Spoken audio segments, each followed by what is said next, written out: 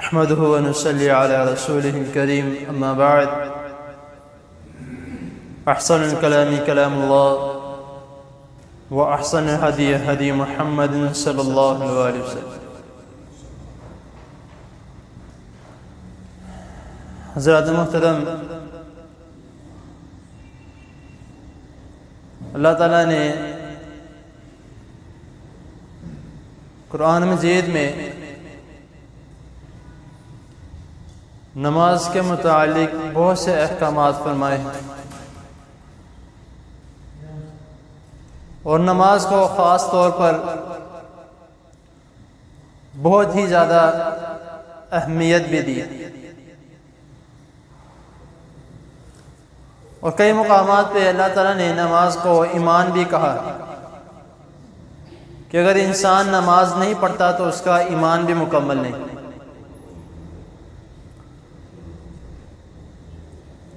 نماز ہمارے ایمان کا ایک اہم رکن بھی ہے، تو اسی لیے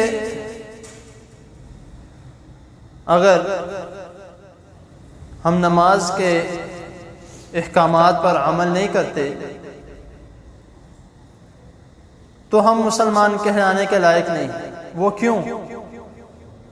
کیونکہ یہ ایک ایسا امتیازی نشان ہے جو مسلمان اور کافر کے درمیان فرق بتاتا ہے. کھانا تو کافر بھی کھاتے ہیں، ہم بھی کھاتے ہیں، کاروبار وہ بھی کرتے ہیں، ہم بھی کرتے ہیں، چلتے پھرتے وہ بھی ہیں، ہم بھی کرتے ہیں. تو لیکن یہ ایک امتیازی نشان ہے جو یہ بتلاتا ہے کہ یہ انسان نمازی ہے، مسلمان ہے، اور یہ نماز نہیں پڑھتا اس کا مطلب یہ مسلمان نہیں ہے. تو اگر نماز ہمیں پڑھنی ہے تو ظاہری سی بات ہے نماز کے تمام امور کے بارے میں بھی ہمیں علم ہونا چاہیے کہ نماز کے بارے میں رسول اللہ صلی اللہ علیہ وسلم نے اور اللہ تعالیٰ نے ہمیں کیا کیا احکامات دیے ہیں، کیا ہدایت دی ہیں کہ نماز کس طرح پڑھنی ہے، نماز کے لیے کیا ضروری ہے، نماز کی کیا شرائط ہے. آپ نے سنا ہوگا، کافی مشہور واقعہ ہے کہ جب نبی کریم صلی اللہ علیہ وسلم کو حکم دیا گیا کہ آپ کا قبلہ مسجد مقدس نہیں، آپ اپنا قبلہ خانہ کعبہ کو بنا لیں.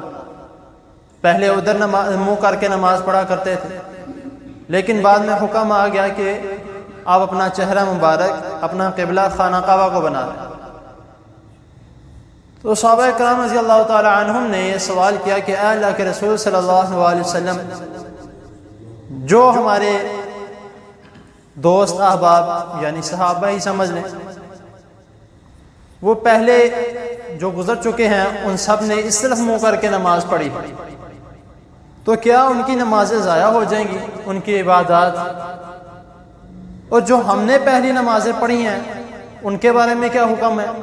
وہ بھی ضائع ہو جائیں گی. رسول اللہ صلی اللہ علیہ وسلم نے تب فرمایا، اللہ تعالیٰ نے جو وحی کی کہ وَمَا كَانَ اللَّهُ لِيُضِيعَ إِيمَانَكُمْ، کیا اللہ تعالیٰ جو آپ کے پہلے ایمان یعنی پہلی نمازیں ہیں وہ ضائع نہیں کریں گے، کیونکہ یہ آپ نے اللہ تعالیٰ کے حکم سے اپنا قبلہ بدلا ہے. تو اسی لیے یہ ایک مین جو ہمارے ایمان میں ہے وہ نماز ہے.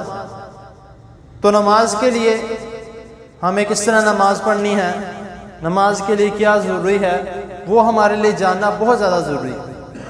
کیونکہ اگر ہم نہیں جانتے تو ہو سکتا ہے کہیں پہ بھی ہماری نماز میں غلطی ہو سکتی ہے، اور جس کے بارے میں ہمیں علم نہیں ہے تو یہ بھی ہو سکتا ہے کہ ہم نماز پڑھ تو رہے ہیں لیکن قبول نہ ہو. تو اسی لیے جیسے پیچھے سے چلتا آ رہا ہے کہ جس طرح پیچھے جو کل مکمل ہوا ہے نماز کا کتاب الصلاۃ، باب شروط الصلاۃ، نماز کے شرائط، وہ کل الحمدللہ تکمیل ہو گئے. اور آج جو ہمارا نیا سبق جو شروع کیا جا رہا ہے، باب سترات المصلی، نماز میں سترے کا جو بیان ہے وہ انشاءاللہ تعالی اب سے آغاز ہے۔ تو سترے کا مطلب کیا ہے؟ سترہ سطر سے نکلا ہے۔ جس طرح انسان اپنے سطر کو چھپانے کے لیے کپڑا پہنتا ہے، یعنی لوگوں کی نظروں میں اور انسان کے سطر کے درمیان کپڑا حائل رہتا ہے، اسی طرح سترۃ المصلی نماز کے لیے سترے کا بیان وہ بھی اسی لیے کام آتا ہے کہ انسان نماز پڑھ رہا ہے تو اگر کسی نے اس کے آگے سے گزرنا ہے، اس کے آگے مصلی اس کے لیے سترہ پڑا ہوا ہے تو وہ جا سکتا ہے۔ اور سترے کا مطلب ہوتا ہی ہے کہ کسی کی آڑ میں آنا، یعنی کسی کے درمیان نصب ہو جانا، کسی کے درمیان ایک راستے کے لیے کوئی چیز پڑے رہنا، تو یہ سترے کا مطلب یہ ہے۔ تو انشاءاللہ تعالی کل سے، آج اس کا تھوڑا بہت تمہید باندھی ہے، کل سے انشاءاللہ تعالی اس کی احادیث، اس کے اسباق بیان کیے جائیں گے۔ تو اللہ تعالیٰ کے حضور دعا ہے اللہ تعالیٰ ہم جو بھی سنیں، جو میں سناؤں، اللہ آپ کو اور مجھے اس پر عمل کرنے کی توفیق عطا فرمائے۔